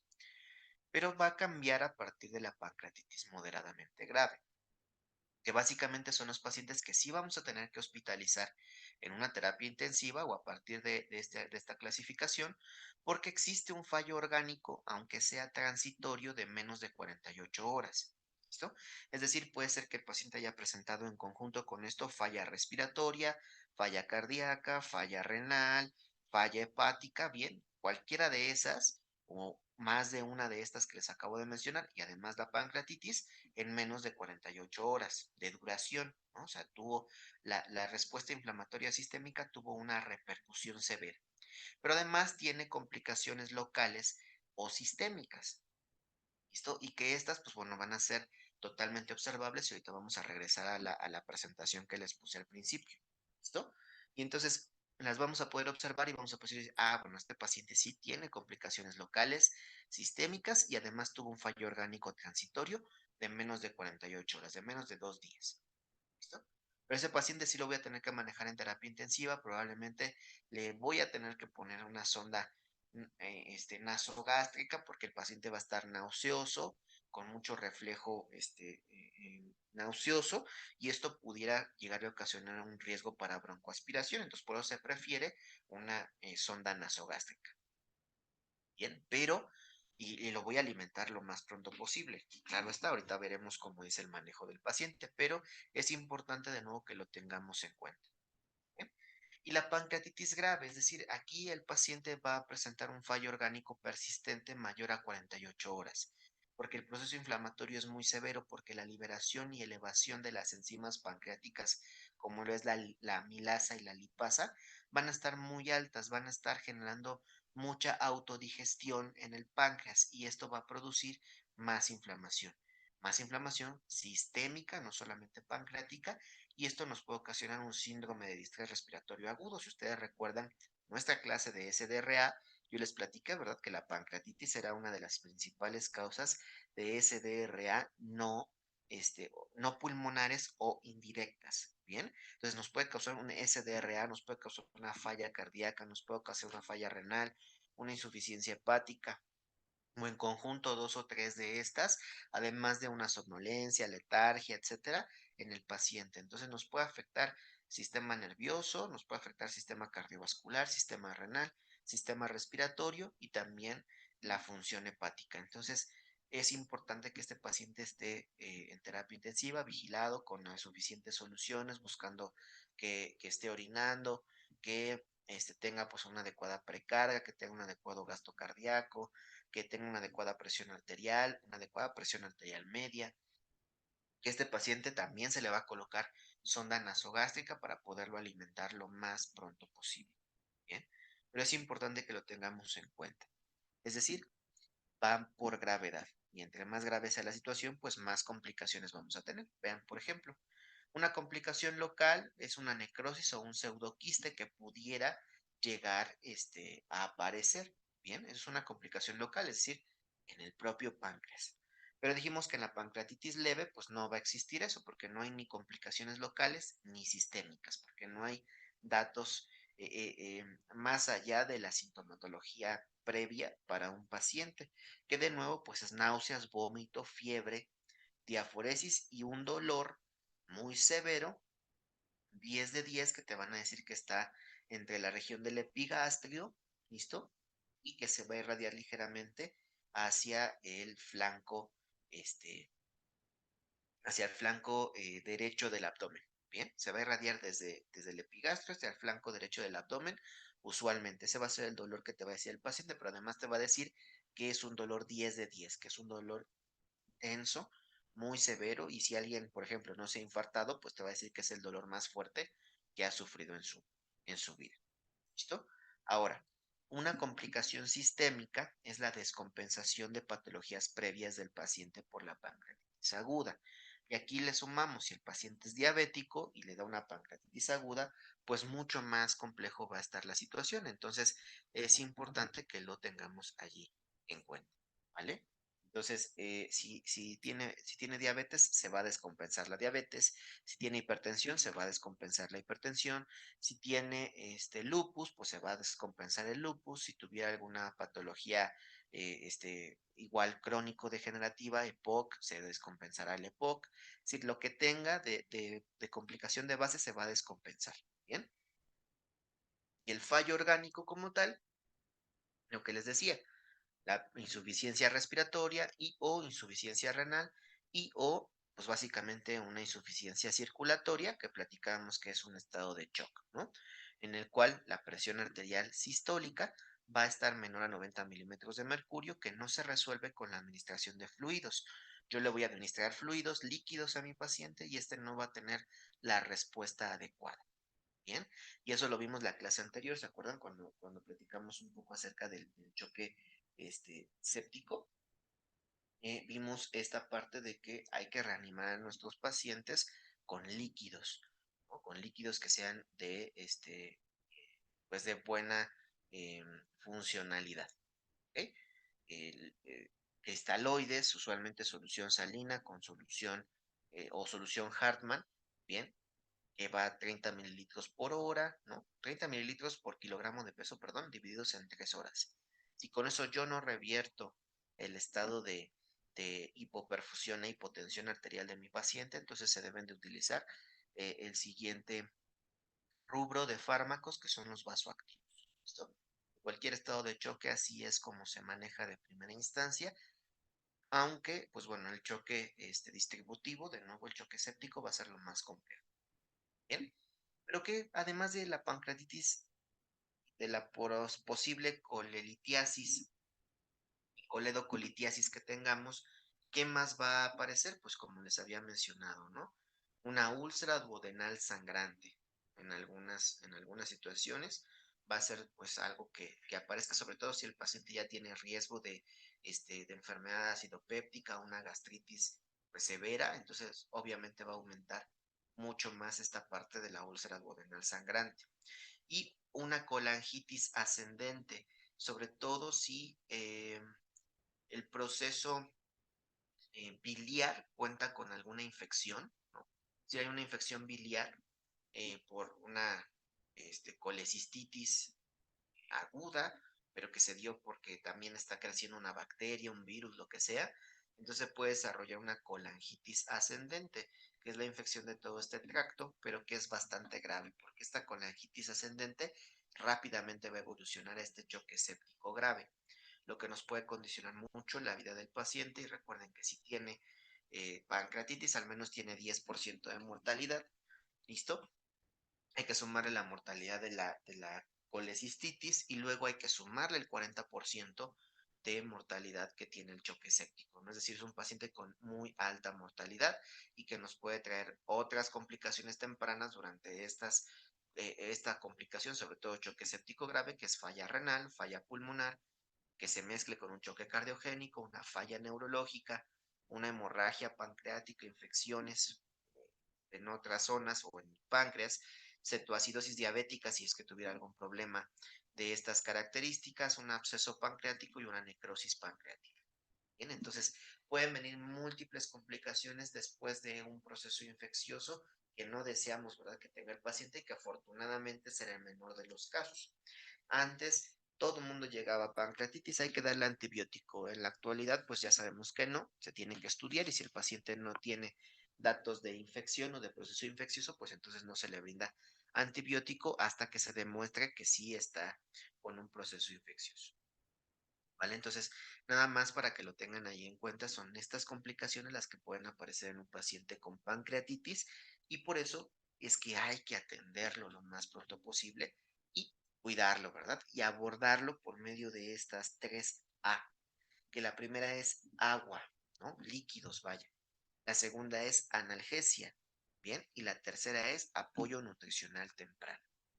Ahora, yo les platiqué de la analgesia y les dije que una de las causas de pancreatitis aguda, que conformaba el 20% restante, ¿no? Que platicábamos de ese 20% restante, que era 60% de etiología biliar, 20% de etiología por alcohol y 20% por 20 causas más, en las cuales está la hipertrigliceridemia, picadura de escorpión, situaciones traumáticas, fármacos como diuréticos, estatinas y antiinflamatorios. Bien, pero dentro de los antiinflamatorios tenemos también a los AINES, ¿no? O sea, es un grupo. Y los antibióticos también pudieran agravar la situación de la pancreatitis. Por eso es que ya no se recomienda que desde un inicio se le dé antibiótico porque no sabemos si va a ser beneficioso o no para este paciente. Bien, entonces es importante que lo tengamos en cuenta. Ahora, el agua, para ser específico, lo vamos a basar en metas. ¿Cuáles son nuestras metas en un paciente en estado crítico? Pues ya sabemos que primero es nuestro llenado capilar, bien, y si tuviéramos la oportunidad de una gasometría arterial, pues nuestro lactato, ¿no? Para ver cómo está. Pero tienen la misma disposición predictiva, el mismo valor predictivo. Entonces, si yo sé valorar bien mi llenado capilar, con eso es más que suficiente. No necesito estar puncionando a mi paciente, digo, salvo que quiera observar gases, ¿no?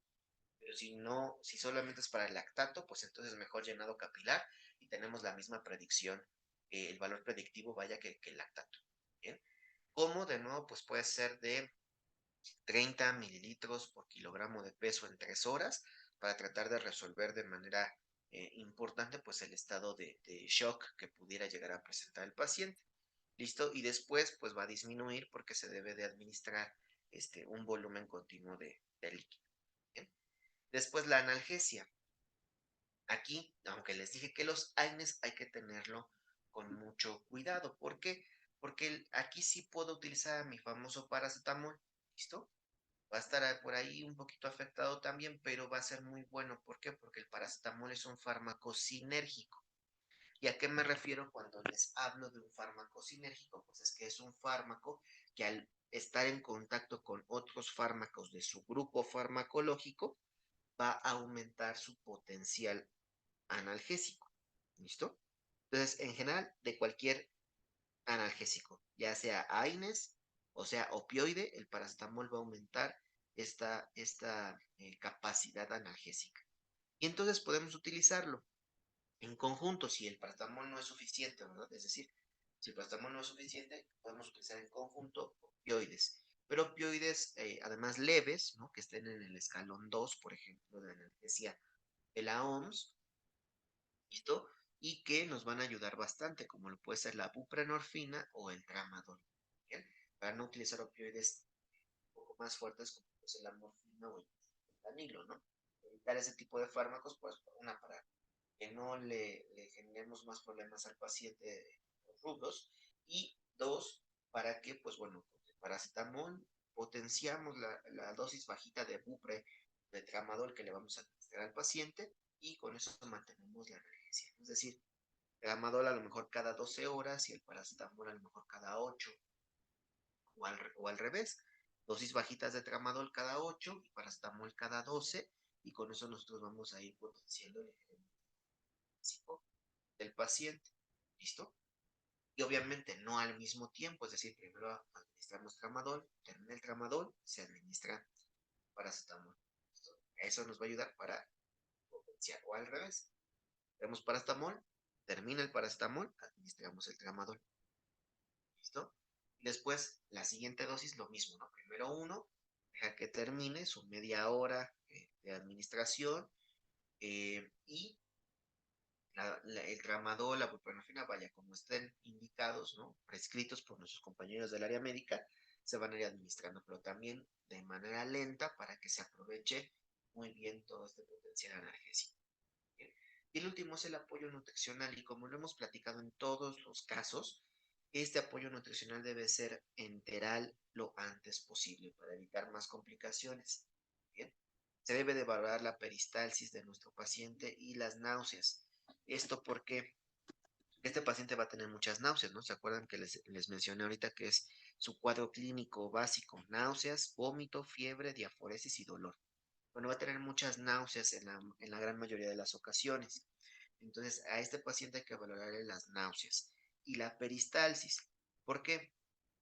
Porque hay fármacos que nos ayudan a disminuir las náuseas, pero hay un fármaco, o sea, hay dos tipos de fármacos que nos ayudan a disminuir las náuseas, pero uno en específico de esos dos aumenta el proceso de la peristalsis, que es la metoclopramida. ¿Listo? Entonces, la metoclopramida, además de ser un antiemético, es un procinético, es decir, aumenta el movimiento de los estómago. Entonces, tengo que ver una peristalsis adecuada en frecuencia e intensidad. Entonces, yo no le administro metoclopramida. Sería un error en este momento con este paciente. Una, porque no se está metabolizando correctamente el alimento, y dos, porque probablemente le pueda causar una diarrea. Y la diarrea va a aumentar la deshidratación. Por lo tanto, mi agua que yo le esté administrando, mi hidratación, ¿listo? No va a ser suficiente, y puede caer mi llenado capilar, puede aumentar mi lactato, puede, ¿no? O sea, puede ocurrir bastantes problemas secundarios. Entonces, ojo con eso. Si no hubiera de otra, y es el único fármaco antiemético que tenemos, pues bueno, hay que estar valorando continuamente si presente datos de diarrea, ¿no? Por ejemplo. Y si no, y si tuviéramos disponible al otro fármaco que es el ondansetron, ese ondansetron solamente es un antiemético, es decir, no tiene propiedades procinéticas como tal, y sería el ideal, ¿no? En el caso de que tuviéramos peristalsis en el paciente. Ahora, si tuviéramos todo lo contrario, es decir, náuseas, no hubiera peristalsis, pues entonces allí sí, ¿no? O sea, si no hay peristalsis, allí sí el fármaco de elección es el metoclopramida. La dieta, si el paciente puede deglutir, ¿no? A pesar de las náuseas y del fármaco y todo, logramos este problema, entonces se va a verificar si el paciente puede deglutir. O si puede deglutir, entonces va a ser una dieta blanda. ¿Listo? Hipograsa e hiposódica para mejorar el pronóstico del paciente. Si este paciente, a pesar de los fármacos, no logramos controlar muy bien el proceso de las náuseas, entonces se le debe de colocar una sonda nasogástrica y empezar a alimentarlo de manera enteral de nueva cuenta. No debe de pasar más de 48 horas sin que tenga algún tipo de alimento en el estómago. Porque, de nuevo, esto favorecería la translocación bacteriana, lo que hemos platicado siempre. ¿Listo? Favorecería el estado de choque, que se desarrolle un estado de choque. Entonces, mucho ojo con eso. De nuevo, aquí está, ¿no? Entre más tiempo pasa el paciente en uno, y esto favorece la translocación bacteriana y puede condicionar el choque. Además, hay que estar controlando la glucosa. Estos pacientes deben tener una glicemia capilar entre 140 y 180 miligramos sobre decilitro, con mucho cuidado. Si el paciente tuviera riesgo de úlceras por estrés, entonces se le debe de administrar su sulfato. De nuevo, no omeprazol y no el omeprazol. sino sucralfato, que va a ser el que nos va a ayudar y nos va a apoyar a resolver en este momento el problema de la acidez. Recuerda que los inhibidores de la bomba de protones, derivados, ¿listo?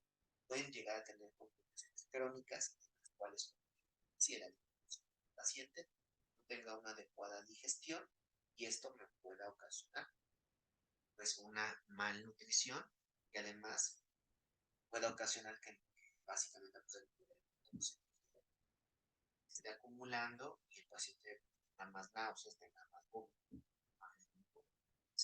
Mucho ojo con eso. Recuerda que el paciente puede estar no en sus sentidos, vaya, o sea, no con Glasgow de 15, puede tener Glasgow de 12, Glasgow de 11, es decir, sofocamiento, letárgico ligeramente. Esto, pues obviamente con vómito y demás, puede ocasionar una broncoaspiración y no solamente una neumonía, ¿no? Sino también la muerte. Entonces, pues, no hay que tenerlo en cuenta. La pancreatitis no es una enfermedad tan sencilla. Ustedes pudieron ver primero, entender la fisiología pancreática, pues no es tan sencillo. Es importante que luego entendamos que es una glándula, que como glándula, pues bueno, va a tener repercusiones específicas y que además, pues bueno, va a tener una liberación endocrina y exócrina y cada una va a tener alteraciones. La pancreatitis, la parte endocrina, las tendrá y es lo que se ha mencionado. Es decir, primero comenzará el problema exócrinamente hablando, pero después cuando comience la autodigestión y el proceso de, sí, pues cuando comience la autodigestión y todo este proceso de inflamación severa, pues entonces la parte o la función endocrina también se va.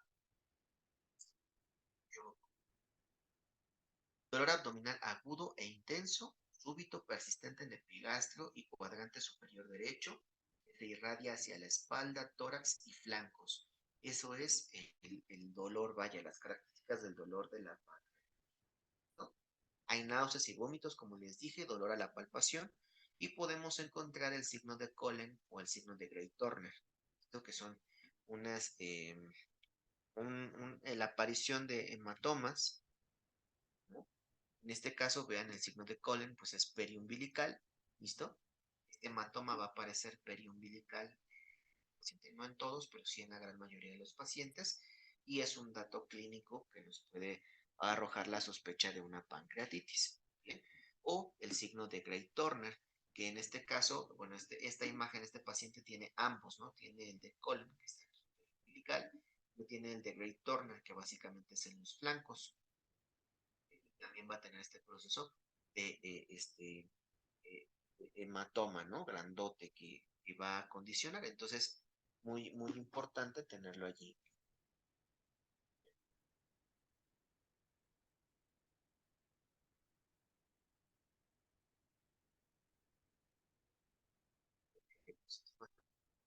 Pues, funciona porque pues esto ya lo hemos platicado y esto está basado como en una teoría de enfermería para que no nos hagamos mucho bolas, ¿listo? Pero bueno, toda esta información ya la hemos revisado, solamente está más desglosada en esta presentación. Bien, pero bueno, básicamente estas imágenes que les menciono del signo de Gray-Turner y el signo de Collen, pues bueno, van a ser fundamentales para que esto pase. ¿Mm? Em, esta es una presentación viejita, ¿no? En consideración, e incluso esta presentación que ya tiene muchos años que la tenemos, bien, vean, aquí en esta presentación si iniciamos, dice antibióticos. ¿Listo? Y es una pancreatitis, antibióticos. De nuevo, en la actualidad ya no se administran antibióticos. El imipenem, pues además es eh, pues un fármaco bastante potente y no es necesario utilizarlo, ¿no?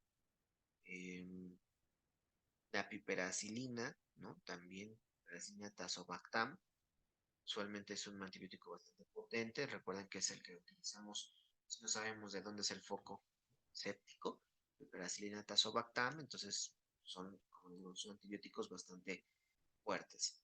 Y vean aquí, en alguna bibliografía, pues nos recomiendan ketorolaco, ¿no? Como un analgésico importante que se pudiera utilizar, metamizol también si es que fuera necesario. nos viene la mepidina, que es otro tipo de analgésico narcótico. Actualmente no lo tenemos tan disponible.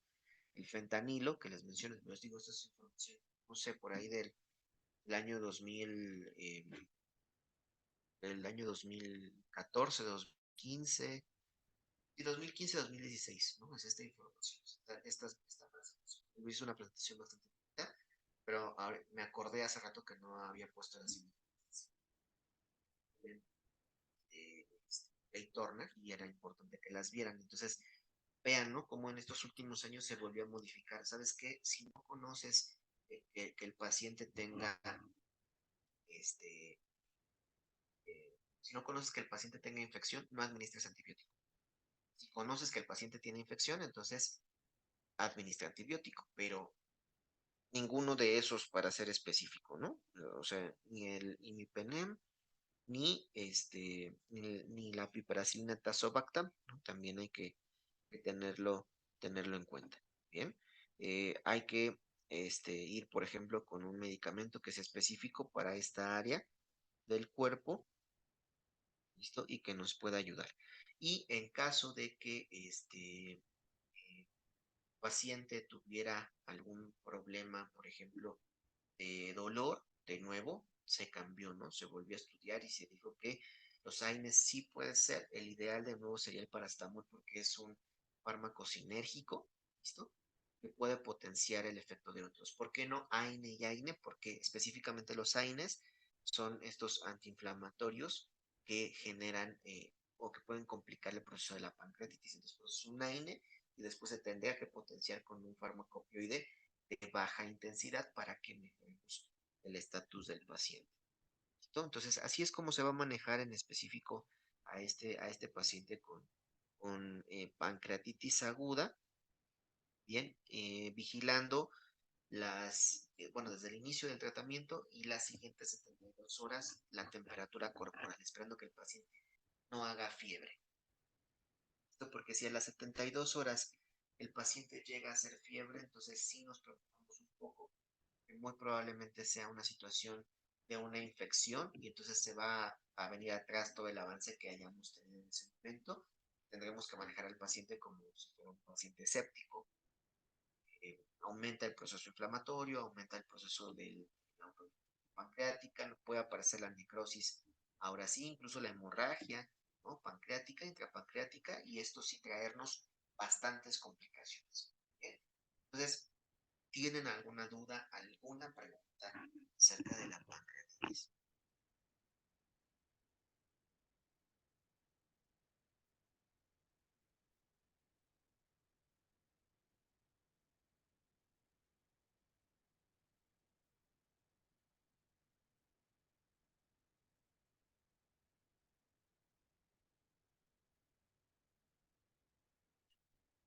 Bien, bueno, entonces les voy ahorita que cerremos la sesión, igual vamos a terminar el día de hoy ligeramente temprano, eh, voy a cerrar la sesión, se va a guardar la clase y de todas maneras les voy a compartir el link original, bien, de la primera clase que les puse, ¿no?